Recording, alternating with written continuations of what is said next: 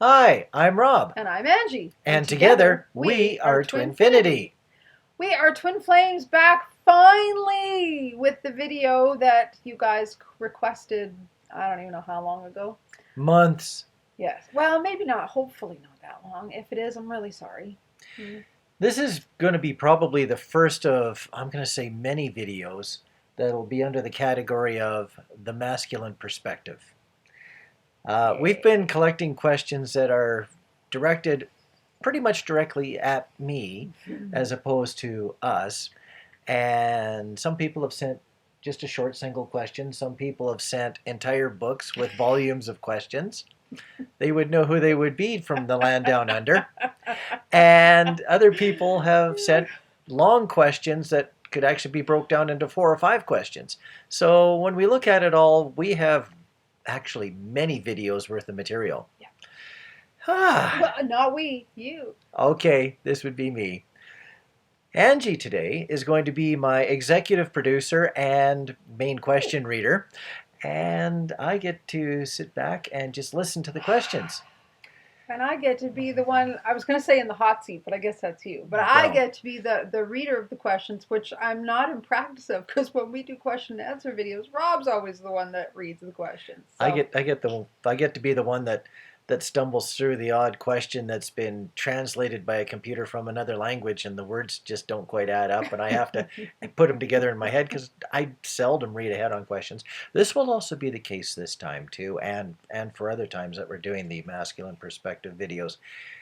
I do better when I hear the question straight on and I haven't had a chance to think about it too long and bring the question way deep into 3D and think about an answer.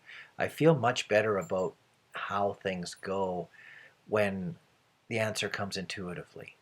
It's just one of many ways that I've had to learn over the past 25 years or even 30 years to learn how to be more outside of 3D. yeah. But we're probably going to deal with that topic more based upon a few of the questions that are going to come at me.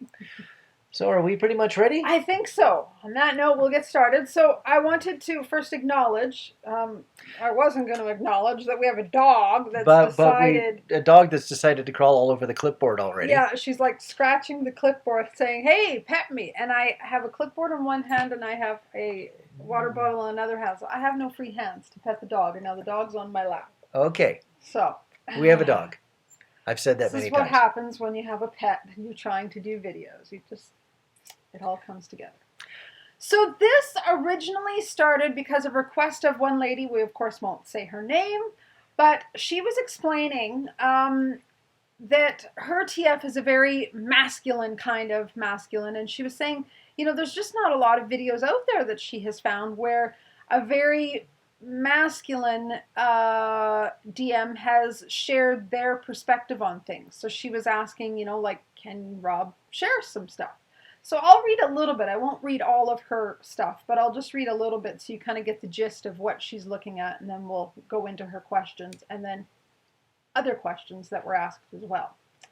So she says, my TF is a very malish divine masculine. It is not that he does not have more feminine qualities. He sure does. He most of the time, though, has a very good intuition, is very sensitive, very creative, and also very caring and nurturing. Just like somebody else we know right here.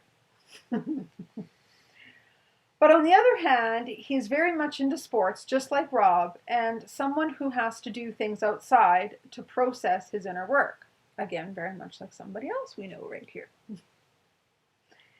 And he's in the military.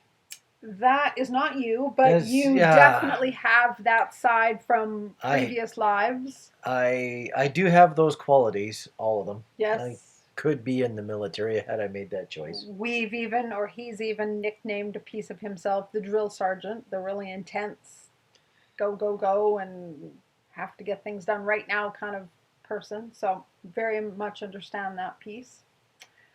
So she's also said there's very little nurturing out there for him, someone whom he could talk to about inner work or the questions he might have on our relationship. There are some TF men telling their story on YouTube, but mostly they are more in the role of the divine feminine, or let's put it like that they are the more 5D twin, but there's Nothing that I know of so far where the male 3D twin is telling something about their story or their path. So I'm very, very glad that Rob is willing to answer my questions. So on that note, here are some of her questions. Okay. Are you ready? Not at all. This is no different than a regular question and answer. No, it isn't. You'll be fine. Yeah. She's living this because sometimes when a question comes out, I'm like, I don't really know. So then I let her answer first. That's right. I'm first. You're first. Okay. You're it. How did Rob experience his awakening from the point of view where you told him that you were twin flames until now? I'll read a second part of that and then you can answer if you like. So she says, did he hesitate to the idea and how did he grow over that? Have there been certain topics where he was struggling with, even if they might be existing, like reincarnation or living on other planets? My awakening has been a long, long process. It had started way back in my teens, and when skipping way forward, meet Angie and I go into separation. Angie and I start coming back together. She mentions and tries to impart information in my direction in regards to twin flames. That step, which is where the question was asked from, was just another time in a long string of times where I had started to become more aware. Now, a person can start to become more aware, and they can spend their whole life starting to become more aware. At some point, you have to say that you have some level of awareness, and then you just accept or are able to work with another layer of awareness, more of it. So when Angie brought twin flames to my attention, it actually answered a few questions that I already had. It created aha moments for a few loose ends.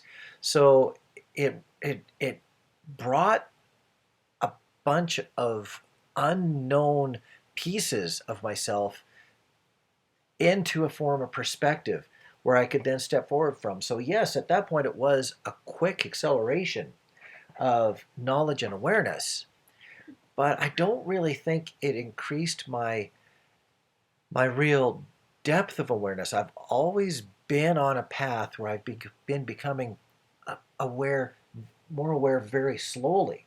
It's the questions that actually put more foundation that allowed the next steps and layers of questions to come out. That's what learning about what we were, that's what that added to the relationship. It's for that reason that, from my perspective, I encourage letting, if one person, okay, how about this? If one person knows about twin flames, I encourage them to let the other person also know, because it could be a positive trigger. It definitely was for me. There was nothing negative about it, but also for me, it was also very timely. But how does anyone know what is timely and what isn't? Maybe you get a clue because you're in communication with the other person, and they've mentioned or talked about a couple of things that would make it sound like that they're ready to learn. But in most cases, it seems like this journey is much more haphazard than that. So yes, it helped with my journey of learning and starting to understand 5D more, but it was more of a trigger than an actual knowledge increase. There was other things after I became aware of our relationship and what twin flames were about, and then starting to communicate with other twin flames and doing things like going to conferences. Those events actually accelerated my growth and depth and understanding more than just learning about what we were.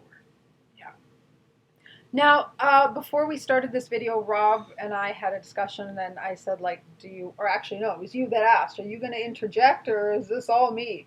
And I said, I'll interject if I feel inclined. And I am going to just say one thing. Rob had mentioned, like, don't be afraid to tell your twin flame that you are twin flames. I would always just preface that with, do it from the right place and the right guidance. I mean, like Rob said, it was very timely, and that's because I was guided to tell him what I did. If I had told him a year before, I mean, I had known for a year and a half before I told him. If I had told him a year before, it might have sent him running because divine timing just wasn't there yet. So I would just always say, honor the divine timing. When you're getting the guidance, then do it. If you're doing it because you just think they should know, and it's from your ego rather than your higher self, your soul self, just be careful. Before Angie mentioned twin flames to me, her and I had come back more into communication, and I had built a fresh layer of trust that she wasn't way out in left field, way beyond where I could handle where she was, like in comparison to where we had gone into separation. I had come to understand that either she was more grounded or I was more elevated to the point that we had a brand new level of communication that was more respectful and capable of more flexibility. Yeah. So yeah, maybe a year and a half earlier I wouldn't have had that trust to properly pay attention to the twin flame concept coming from Angie.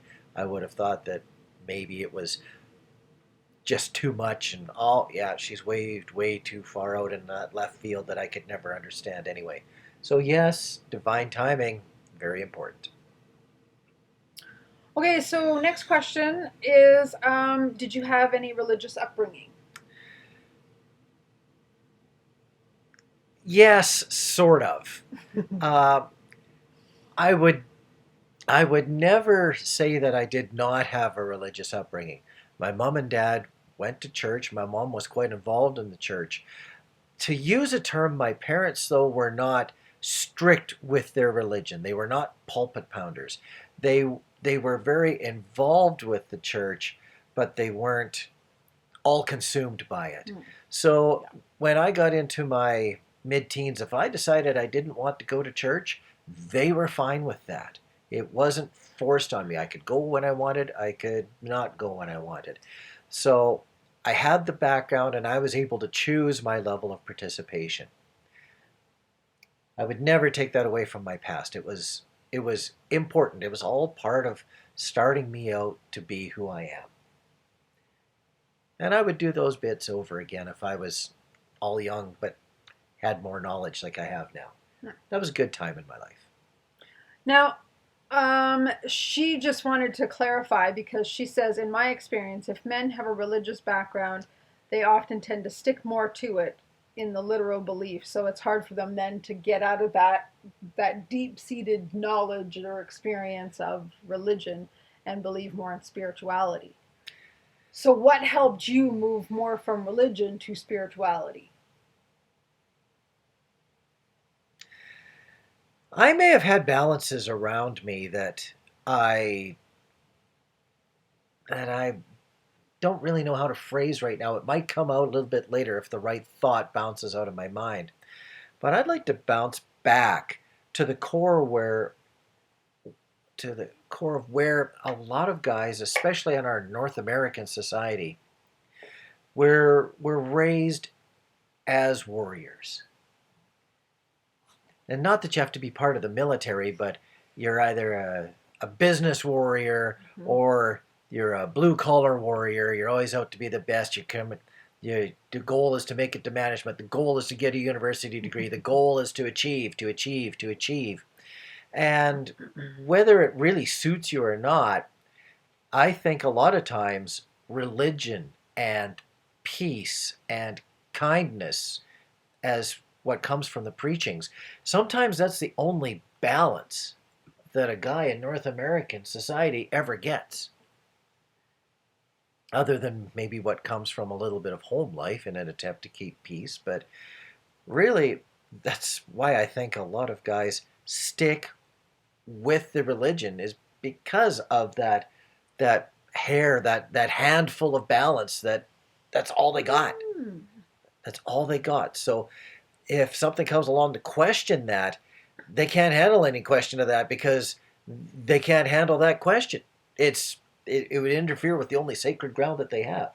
So to make a step away from religion and into something different that people would call spirituality without all the rules that would tend to come with religion, I would think that in a lot of cases there would either have to be an extreme need that could come from a disillusionment with the strict religions, or it could come from the thought that maybe there is other forms of balance that allow them to explore without hurting their core. That wasn't meant to rhyme, that just did. So how did I step away from religion? Of course, without dishonoring it, because I still do, but without needing to practice it anymore. Because of my upbringing, I spent a lot of time around rivers. We lived on the rivers on the weekend, my parents and I. I was an only child, so if we'd take our boat, we'd go out and play on the rivers. And I learned a lot of nature. Nature was my way of not needing to focus on religion. And nature taught me a different style of balance, a different way of looking at spirituality that I was able to work on to step towards my own growth as opposed to being locked into school and going to church on Sunday so that I could have some balance. So I was, from my own point of view, very fortunate that I had something else other than religion to rest my spiritual hat on. And it served me very, very well. I didn't know it at the time. I was just happy to have multiple different ways to look at things. I had no idea where it was going to take me in my life, but I knew it felt right. So I encouraged all forms of spirituality in my life. Okay, and I'm going to read a bit of her question here, but I'm also going to elaborate on it. Like she's saying some masculines are reluctant to switch from like a very strict religious upbringing to things like tarot cards or crystals. So I'm going to ask you, like even in your own perspective, when we were together, so maybe, some of you are watching this that aren't familiar with us. We met in 1997, dated for just under a year, broke up, and then had a 17-year separation, had other relationships in between, and then came back together. So when we were together in 1997, spiritual things freaked you out. Like I couldn't fluff your plant's aura. I would do Reiki on his plants, and that was just like too much.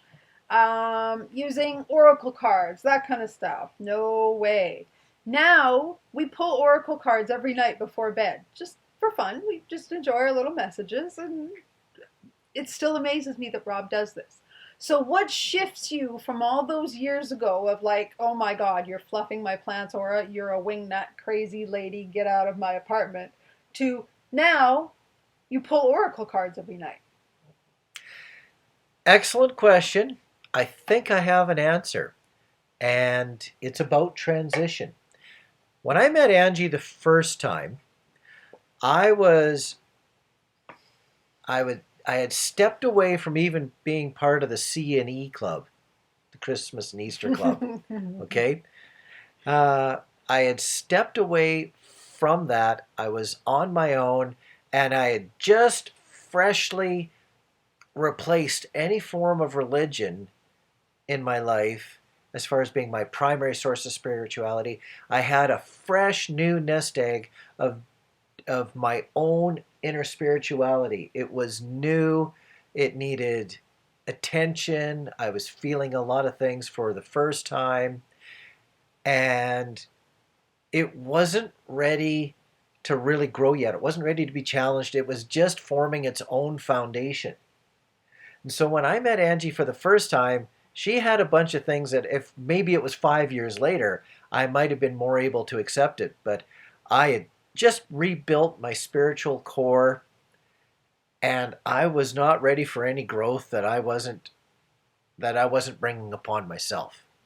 I just was not ready.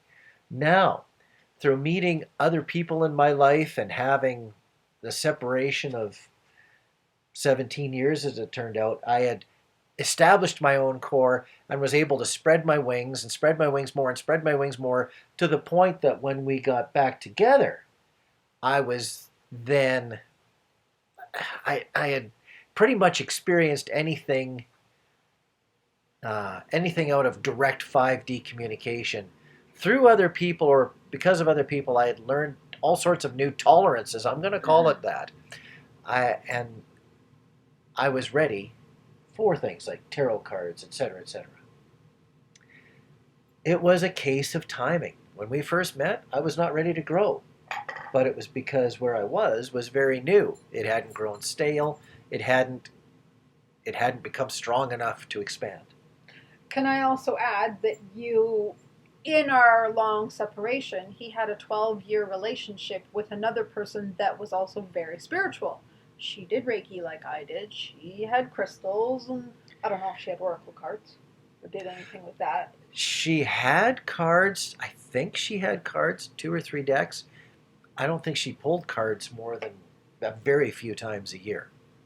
Okay. And she definitely wouldn't have done that around me.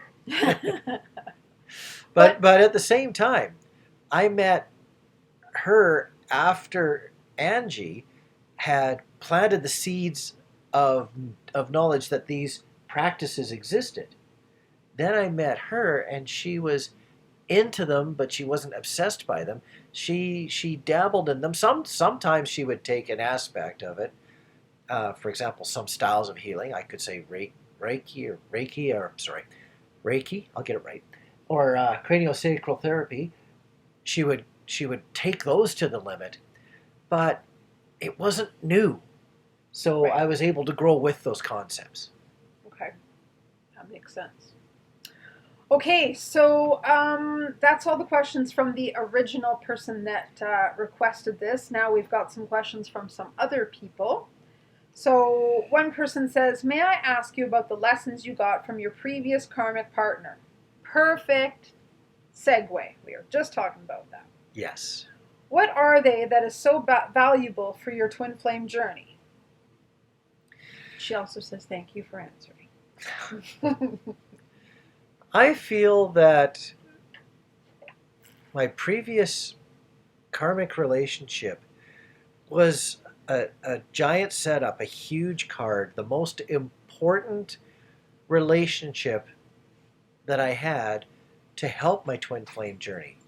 It was a learning ground. It was like 12 years of going to college to learn how to do something.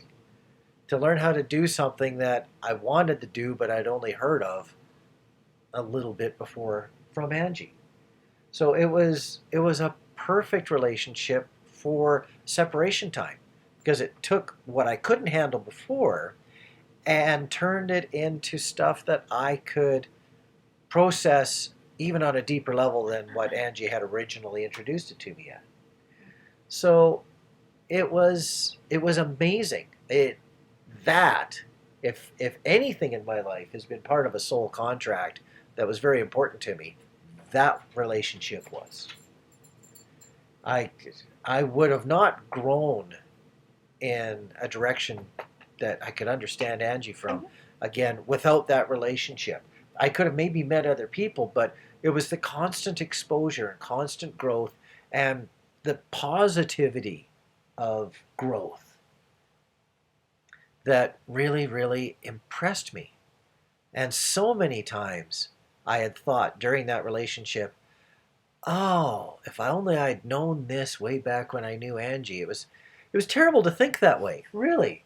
Here I am in a relationship with someone thinking, yeah, you're teaching me what it would have been like. I needed this knowledge back from when I knew Angie the first time.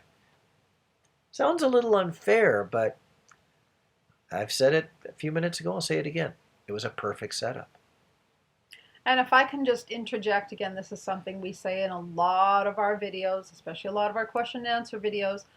So many, especially the divine feminines, are so triggered by their masculine being with or in another relationship with another person, whether it be male, female, doesn't matter. because they think, oh my God, like, don't they see this love that we have? Don't they know that I'm their greatest love? Why are they with this other person? It's because, exactly like Rob said, soul contracts. They are with these other people or other person, depending on the situation, for their own growth, for their own experience, and it's helping them grow, get the balance and the healing they need in order to be prepared for the twin flame experience and union.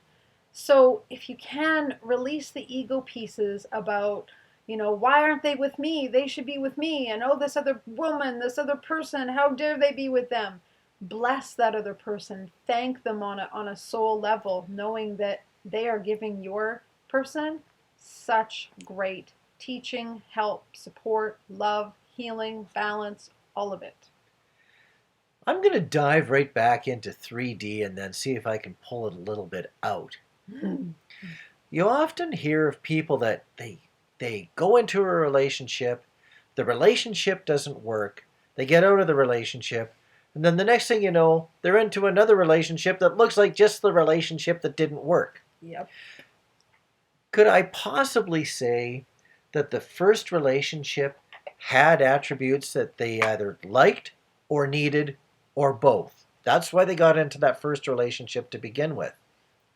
And those needs for growth didn't go away with the demise of the first relationship. That's why sometimes people end up right back into a same style of relationship that they were in the first time with a second person, is because it's an attempt again to get the growth on whatever level that they were in that first relationship for. So when someone else is not looking at you, when you're expecting them to stay true to you because they're your twin, if they're looking outside, maybe have a look and see if they're with someone who carries some of the attributes that you have. They are possibly still on a path that would lead them to have a better understanding about you. That works on any dimension, I would say. Yeah. Yeah. Excellent. Okay, now we get into some of the fun stuff. Oh, here comes some fun stuff. I don't even know what the fun stuff is. Would you go into the infidelity part you shared with Angie from the male perspective? Would be very helpful to hear this. And maybe just explain a little bit of the backstory for people that might not know of our journey. Like when I told you we were twin flames and we're both in other relationships still, and we start reconnecting. Yeah. Sorry, my feet are going numb. The infidelity bit is nothing short of some levels of embarrassment when you look at it from a 3D level. It's a form of reconnection from, let's say, a 4D and a 5D level. It's when it is linked to emotions that have run amok. Infidelity is I'm not going to use the word inexcusable, but I don't think that very many people get a buzz and a rush out of infidelity. There is, unless they're completely incapable of guilt.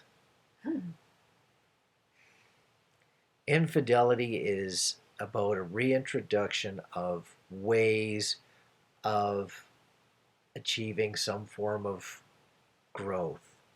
And unfortunately, it breaks other boundaries that you tend to learn more about what you don't want to learn by going through layers of infidelity. I call it layers of infidelity because there is layers of infidelity. Yeah. Starting out with just purely emotional infidelity, where you think things either mentally or think about things that would be considered to be physical things even before you start to actually physically act on them. The emotional infidelity, it's the one of the very first starting layers. Whether it takes 10 minutes to go through emotional infidelity or whether it takes 10 months or 10 years to work its way through before it starts to become physical infidelity, at varying levels. It's a real tough one. Now, can I just sort of explain a little bit about? Okay, so I told Rob we were twin flames. He got it. He just totally awoke to it. It was quite amazing. And I was very excited by it. Yes. And within a couple weeks, we decided we needed to meet and like talk about this and just like figure out, what does this mean? What does this mean for our future? What does this mean for our current relationships that we're in? How do we move forward? So we even had boundaries. We literally were texting back and forth. We were texting boundaries. And the only thing we agreed we were allowed to do was hold hands. That's it. We even agreed that we were meeting in a park at night in the middle of winter. So we were outside, so we couldn't cross any boundaries. And you know what it's like with your twin flame? It's like that damn magnet sucks you back in. We didn't cross a lot of boundaries, but we did kiss. Sure, just when you think, yep, I can meet someone for half a dozen times without giving them a kiss, crumple that piece of paper up and throw it away. Yes. So much for that text working. Yes. All these boundaries we had of what we were allowed and not allowed to do, holding hands, we went just slightly past that. But then it started to evolve. Once we met, and it was like that magnet pulled us back, and it was like the very first day of meeting all over again, and like the explosion of love that happened. And so we started meeting. Now, again, let's be very clear of what kind of infidelity we had. We did not have physical, let's just say, we didn't have sex until we were both out of our relationships. But we did cross lines. So, again, anybody can decide what is right, what's wrong. For us, we definitely know we crossed more lines than we wanted to cross. Don't like it, but it was part of the journey, and there's good bits and bad bits in all these journeys, and other people have other stories where we didn't have that, or we didn't have experience with what they do as far as good bits and bad bits. But yeah, there's when you're dealing with very, very strong connections, it can overrun anything from emotions to rationality. And yeah, there can be regrets. There can be regrets. I have to live with those regrets for the rest of my life. They're going to live in the back of my mind till I don't have a conscious 3D mind.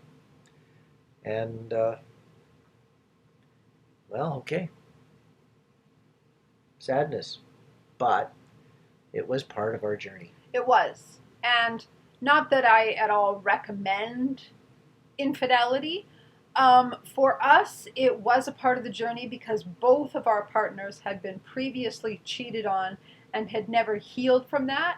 And this re-triggered both of their wounds because they found out, if you've watched our story, you know the whole drama that ensued. And let me tell you, karma does come back at you. Boy, does it ever? We got it.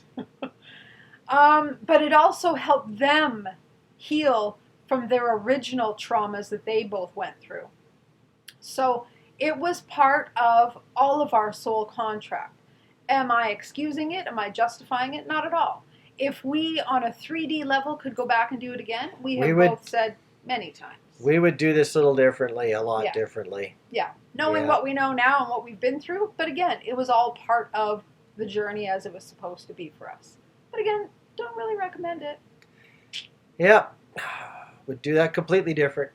It caused us both a great deal of stress every time we'd meet. And again, let's be clear, we met in like Tim Hortons coffee shops and what was that? Like it was a office building that had like a little indoor park. Yeah, an indoor park. I was going to say like water fountains, which indoor park type thing. Because it was the middle of winter. You know, you couldn't meet outside and like we'd freeze to death. So, but it's not like we were meeting in hotels and bars and things like that. We were mostly meeting to talk. Did we cross lines? Yes. But we purposely met in somewhat public places, so we couldn't cross a whole lot of lines. Is that an admission that we couldn't trust ourselves? Yes. Yes, for sure. Because you know what this twin flame experience is like. That magnet is so strong and that connection is so strong that it pulls you to each other so hard that your rational mind can say and plan all the things it wants, but once you're together, it's all gone. Next question. Rob's like, let's get off this topic. I need to get off the guilt trip. My bags are packed and unpacked and repacked again.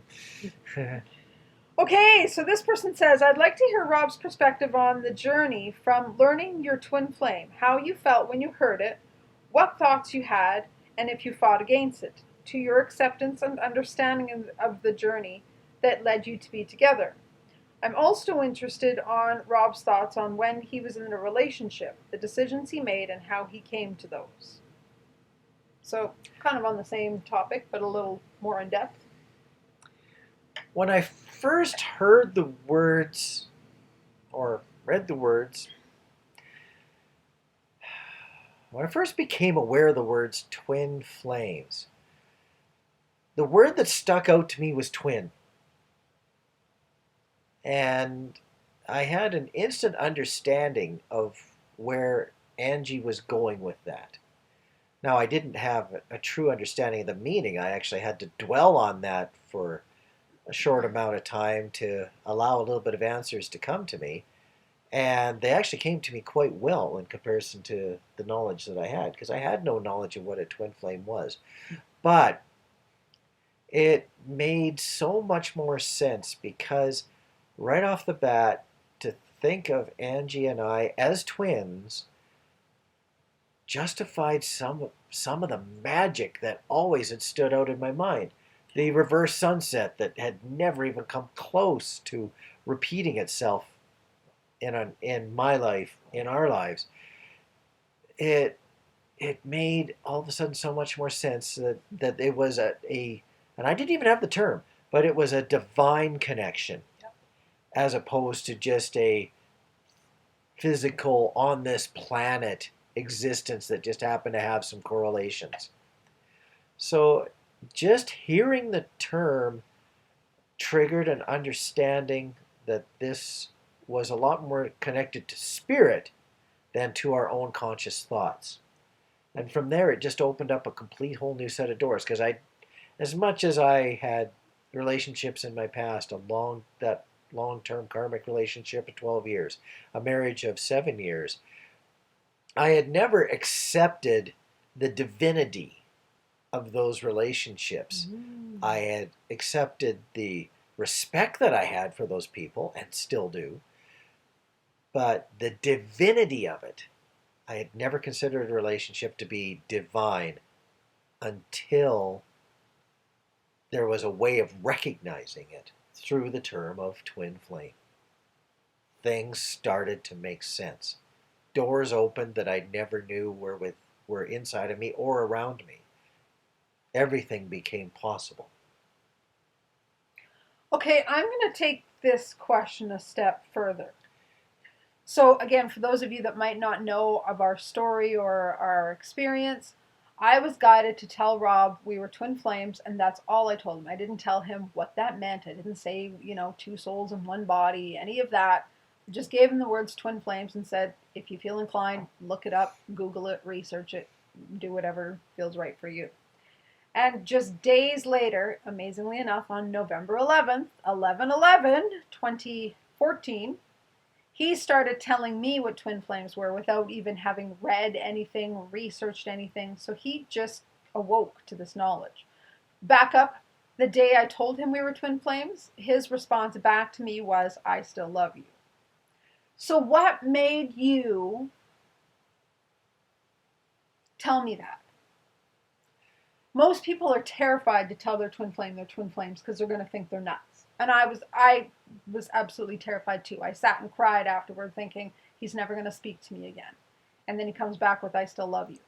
So what happened from what I would call old Rob that couldn't handle any sort of spirituality to new Rob that could not only handle it, but got it, and then even responded with, I still love you.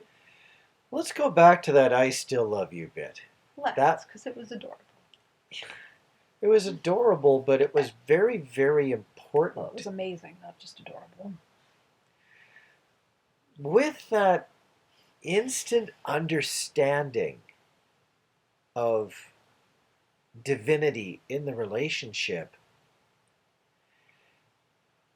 it allowed me to understand that I had been depressing or compressing my previous feelings of love for Angie into a corner where they could be safe and not bother me on a regular basis.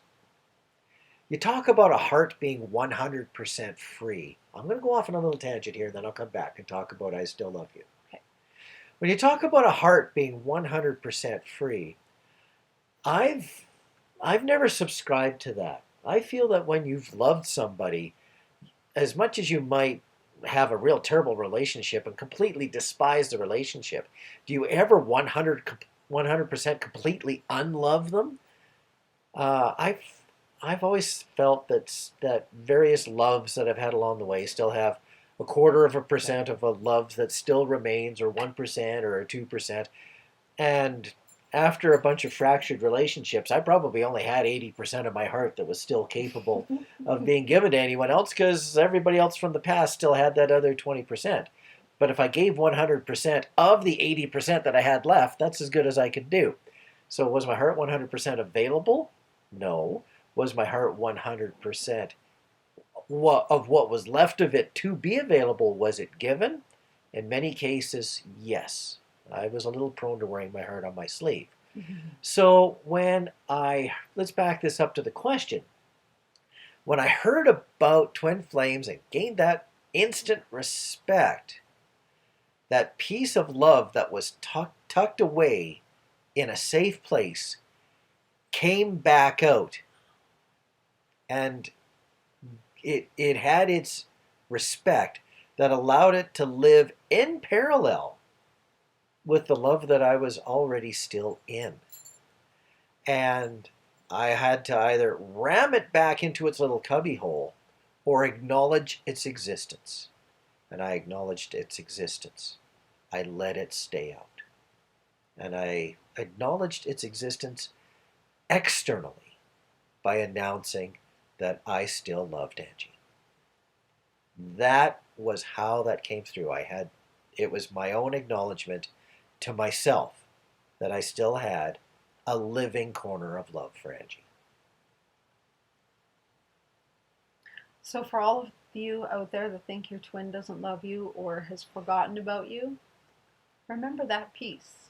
That corner of love is always there. It might be lying dormant for a while until it's ready to be awakened, but it's there. Okay, next question. Did we answer all of this one?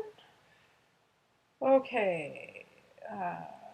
Interesting seeing Angie being the question I reader. know. I'm not as good at this as you are. Okay, I'm also interested in Rob's thoughts on this when he was in a relationship, the decisions he made and how he came to those. So, I tell you, we're twin flames. You're still in another relationship. Now, what do you do? What's all the thoughts going through your head? And how do you decide how you're moving forward?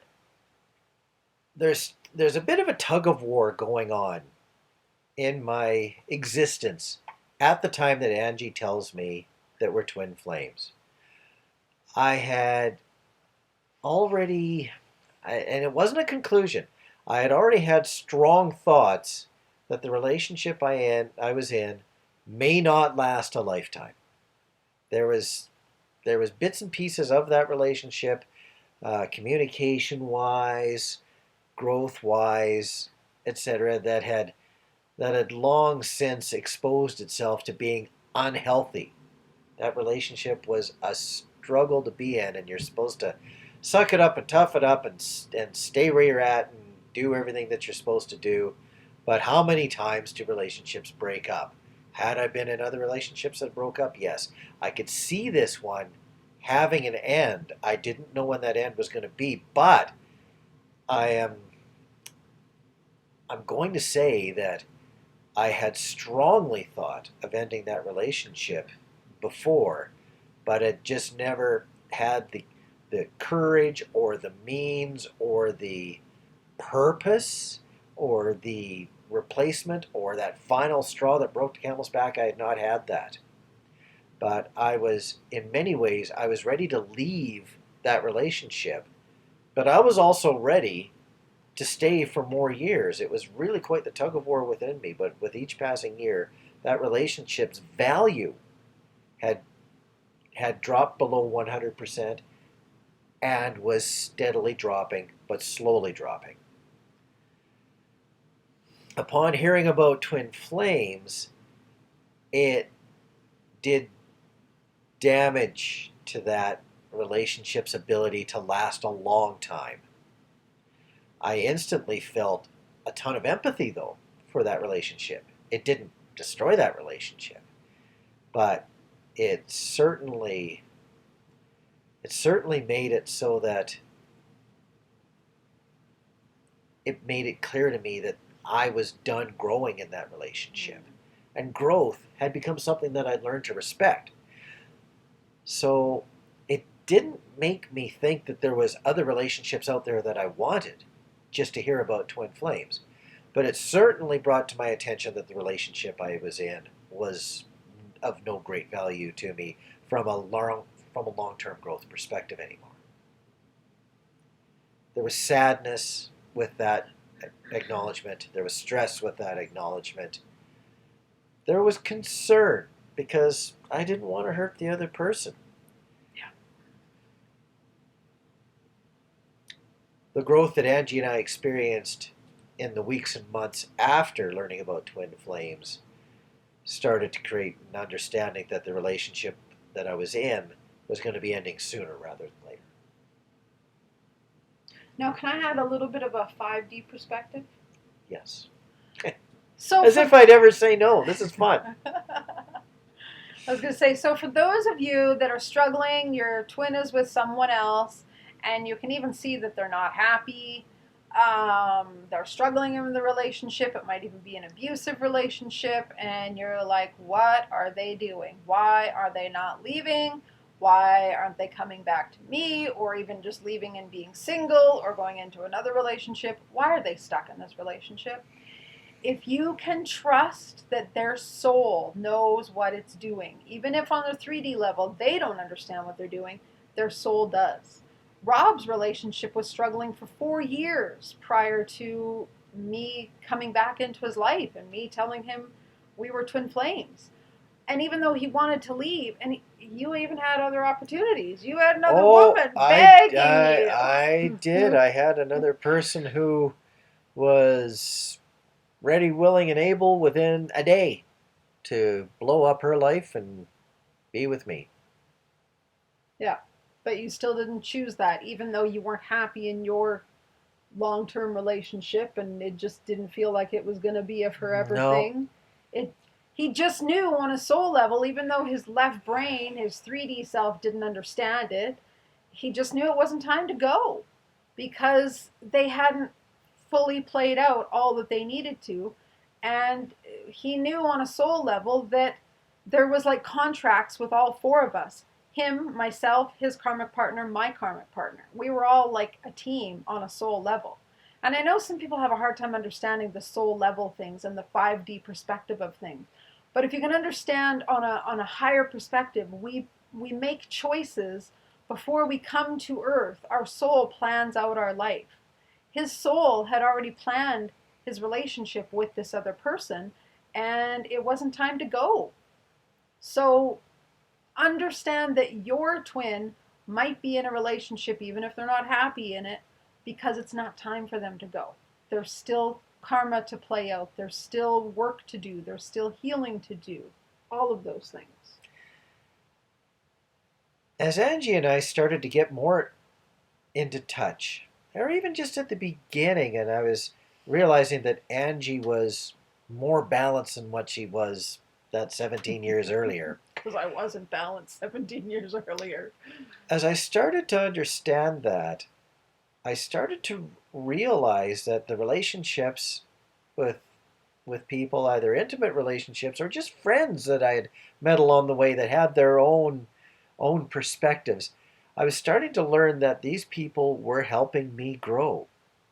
And one of the first things that I started to understand when Angie and I were starting to get back into communication, I instantly recognized the value of the relationship that I was in. So the respect for what that relationship taught me was skyrocketing at the same basic time that my respect for my little corner of love for Angie was skyrocketing. There, it was two complete understandings and improvements in my perspective happening at the same time that were in contrast with each other. That was a struggle. That was a real struggle. Even up to the last weeks that my karmic relationship was in existence, I kept learning bits and pieces from my karmic partner that I that were so valuable. But I knew that was just the last gasps. And how I knew that, I don't know.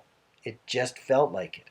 It felt like maybe I'd learned enough. Maybe there was more growth to be had if that relationship was to have lasted more months and years. I'm sure that the growth wouldn't have stopped on a dime. So I'm going to say, yes, there was more. But I had learned enough. Learned enough that some of the other bits that were not so balanced, not so great in that relationship, were starting to stand out like a sore thumb. Yeah. Okay, so this kind of ties in as well. I love how the questions always do that. We just put them in the order that we receive them in, and they all seem to flow. It's amazing. So this person says, my twin flame is married to someone he met shortly after we parted. I know, Rob, that you were married to another. So we'll just clarify, Rob was not married to his 12-year karmic partner, but they were in a very long-term marriage-like relationship. If someone calls it a marriage and we're in conversation, I wouldn't deny it. I'd just go right on. It was very marriage-like. Yeah. I have a boyfriend, but I can't bring myself to get married. Is the male twin more likely to go all the way with another? Or she says all in with another. Is it because he has no clue we are twins? I have known since 2013 that we are twins. So the question is basically, how come the male can go all in where the or not necessarily the male, but the divine masculine can go further into a relationship and commit to it while the divine feminine doesn't often? How do I answer that without sounding like I'm building an excuse? See, now I'm overthinking the question and I just heard it. I have a concept here that's in my mind and I got to get the words out. Enough stalling. In many cases, it's the divine feminine that has learned more of the 5D and therefore has more growth in their hip pocket. Mm-hmm. In many cases, the divine masculine has been very locked into the 3D and therefore doesn't have the balance and internal understandings that would allow them to have the patience to stay out of other relationships. When you've experienced more 4D and more 5D stuff, in spite of it looking unbalanced to the 3D mind, really it's that knowledge is in its own way balancing. And in some cases, people, when they've learned more 4D and 5D, a relationship is an augmentation to themselves, not part of their core, their necessary other piece to remain balanced. The divine masculine, in many cases, is so heavily weighted into the 3D that they need another relationship to help maintain balance, much like backing way back to that story about religion being that portion of balance. Sometimes a feminine perspective allows them to feel more balanced. So oftentimes the divine masculine needs a relationship, needs that balance to the point that they're very willing to just go ahead and get married into it to have it because it feels so good to them. Where the divine feminine has got more patience because they're more developed, and therefore they can hold back and say, I'm in a nice relationship, but I don't need the marriage. I can maybe wait for my twin. I think I hit that one. Mm-hmm. I'm just going to add another piece to it. Often, much like Rob said, the divine feminine knows, they're more awake, they're more aware, they're more connected to their inner spirituality, so they know that their twin is their twin.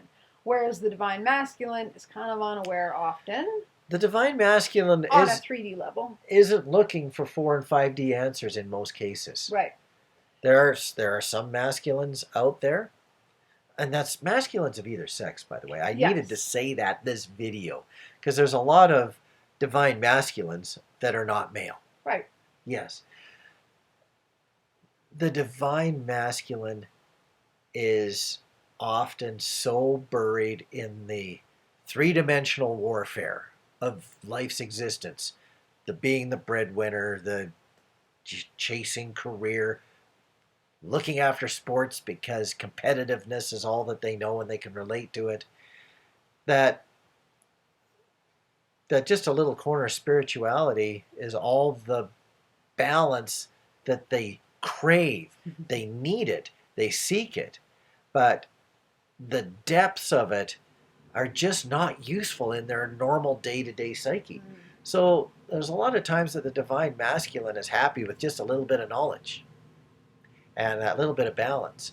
And they're not looking to expand it. It's all that they need to keep existing in what they feel their happiness level is from day to day, week to week, month to month. So yeah, it seems like almost always, it's the divine feminine partner that does the explosive growth and finds a cornerstone of definition like twin flame to hang their hat on. And then they have to work on ways of remaining balanced while the divine masculine side, by whatever means, starts to grow. Yeah. Yeah. And I think also, too, the masculine lives more in their head, whereas the feminine lives more in their heart. So the feminines feel, the masculine thinks. So the masculine, you might be asking yourself, why doesn't he or she realize this deep connection we have? Like, I feel it so deeply, why doesn't the other person? It's because they don't feel, they think. They know the connection, they don't feel the connection. It's more of a knowing. And so they can rationalize it away easier than you can rationalize your feelings away. See, the reverse sunset, to me, was a demonstration or a gift. It wasn't... See, now I look more like it... I look at the reverse sunset as more of a magic wand that I was given of knowledge. That there is sparkles of divine in my life every day. No, it was just an event. That's where I tucked it away in my mind. It was just an event that was nice to remember. It wasn't a gift like a book that could be opened up and more expansion can happen. It's just a difference in perspective. Yeah. Two different styles of gifts. Yeah. Okay, one more question for this video. And then, as Rob said, we have a whole whack load of other questions. Originally, the concept was to do a video. I could see this being, well, in a short period of time. Let's call it soon. Just like the angels say soon. Yeah, I could see this being once a month or even more for 2 to 3 months at least, and that's just catching up. So Rob might do a whole series all by himself. I won't be here to ask the questions. He might just do his own videos. I'm kind of looking forward to that. Me too! They are too, I think.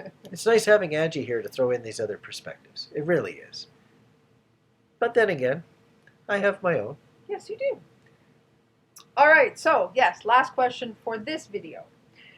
Okay, my question is around the DM experience. Is it like, or what the DM experience is like when making the unconscious conscious?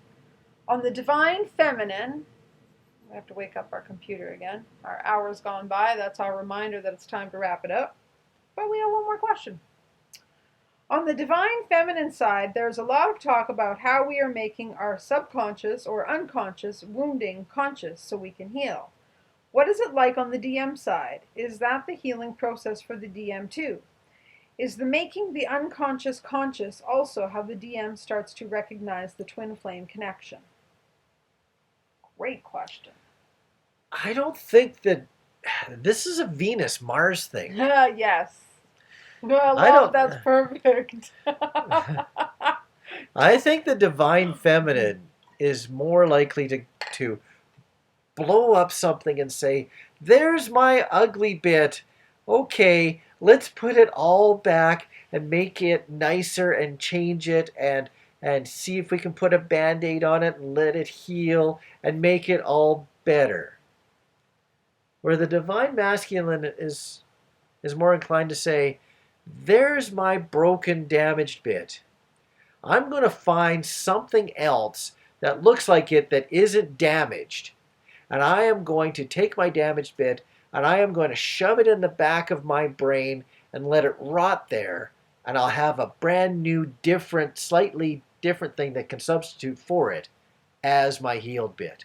We're more inclined to not heal the damaged bit, but to put a giant fuzzy band-aid over it that that completely goes around the damaged bit and is a more healed piece than what the damaged bit was, but not the actual piece itself. A giant fuzzy band-aid. I like that. Me being highly visual and me being a lover of pink, I imagine a pink fuzzy band-aid. It's probably not what you meant. Well, what I imagine is, and okay, we're going way out here. I'm going to become a mechanical electrical engineer. Okay, you do that while I uncramp my leg. I can't remember which space station it was. I think it might have been the Mir Soviet space station. They started out with a space station, put it out there in space, they built it up into what they needed it to be, and there it was. Ta-da! And then it needed to do more. But they would put a different, let's say a different computer or a different module or a different something or other else in it. But they had no place to put the wires because the wires were already built in. So they started to run the wires for these new gizmos all through the different passageways. And some passageways became so plugged with new wires, with band-aids, that you could barely squeeze humans through that passage that used to be able to fit nicely through them. So you ended up just bypassing old circuitry with new circuitry. The old circuitry was still there and could still do stuff if it needed to. But it was all the new circuitry in the passageways that was doing the real work in the space station. That was my understanding of what was going on there. Someone might comment that I had that all wrong, but I'm going to call that my analogy. Cool. And if I can just add, once again, like we said from the last question, the masculine processes things through their mind. So they think, whereas the feminine more feels. So they're not going to heal the same way that we do. And that's okay. So many feminines message us and say, my twin's not doing the work. My twin's not aware of his wounding and he's not going to counseling or not getting any healing. They don't need to. That's the way we heal. So if you can just honor their journey, honor their process, and know that they're making their way through it just differently than you. The feminine tends to feel something and feel bad and cry and be upset for days on end until it feels better. Where the masculine feels bad and wants to feel better right now. So the bad is shoved away and forgotten, and immediately they look for something different. The masculine doesn't want to feel bad. In many cases, we feel like we don't have the time to feel bad. I don't want to feel bad because I got to go to work tomorrow and be 100% on my game. I feel real bad for the feminines that have totally stepped into the world of being masculines, and they have to learn how to be both because they can be both. Wow. The masculines have had to learn to be more feeling and to actually feel their feelings and deal with their feelings and let their feelings modify themselves so that they feel better. And the feminines have had to learn a little bit more about, I don't have time to feel. Destroy the feeling, get rid of the feeling, feel something else. It's been a cross section of learning very much. And the happy medium is still in the middle. Really, it is. That's why it's called a medium area. But for the most part, still a lot of Venus Mars going on. Yes. And that's okay. Now, to wrap up, I don't want to put you on the spot, but That means she's going to put me on the spot. Well, I am, but I mean, I'm not meaning to, but these just came to me. What advice would you give a divine masculine watching this video about the twin flame journey? And what advice would you give to divine feminines on how to support, help, let go of whatever their twin flame? And so what advice for the feminine and the masculine? For the masculines, I would remind the masculines that you can put any label to any form of, or let me try that again, any label to any form of growth. But when you're talking about spiritual growth, don't worry so much about the label, but know that it's the understanding of opportunities. Let's slightly call it business-like without calling it business-like. Know that there is growth out there. And if you're willing to accept that you're not just a bag of chemicals walking around on the planet in existence, and that you have a soul, and that the soul has a purpose, and that purpose, for all intents and purposes, no matter how you look at it, is some form of growth. It's about allowing opportunities that may feel a little bit uncomfortable, a little bit uncontrolled. Allow those opportunities a chance to prove themselves. And even if they only slightly prove themselves, respect the thought that they've tried. And so therefore, if you have a divine feminine energy person trying to make you aware of twin flames and the opportunity for spiritual growth, which is just as important as the label, don't be afraid of it, but let it follow its own course. It's not something you're going to be able to force. It's not something you're going to be able to decide on. You're going to have to let it grow. So take the time, but learn well. Learn very well. And don't be afraid if it takes time, because it's the learning well that is the most important. It's not a fast job. It's a distance marathon.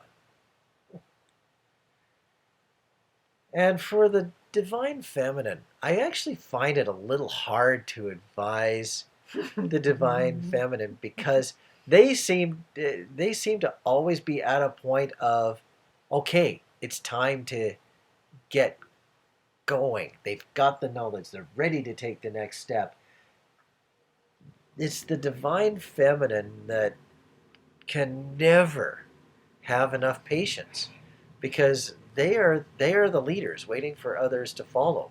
It's like being in a management position, knowing where the business has to go, and trying to get buy-in from a bunch of employees that just want to show up and get paid and go home. Okay? Rob's analogies. Yeah. Dog fur up my nose, sorry.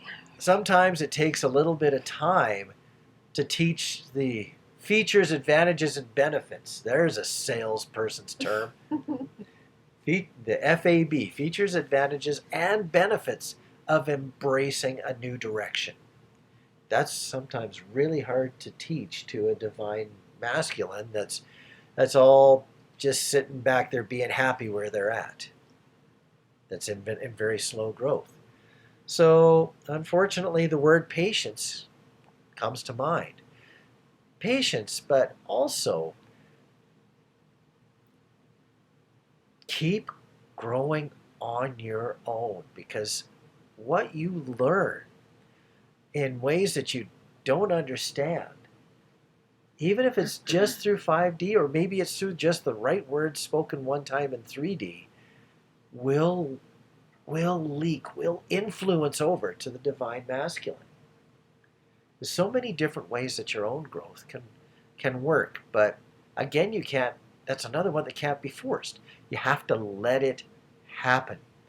Growth is going to happen at its own speed, and the divine feminines, once they get started on a path of growth, it feels like a constant game of catch up for the divine masculines.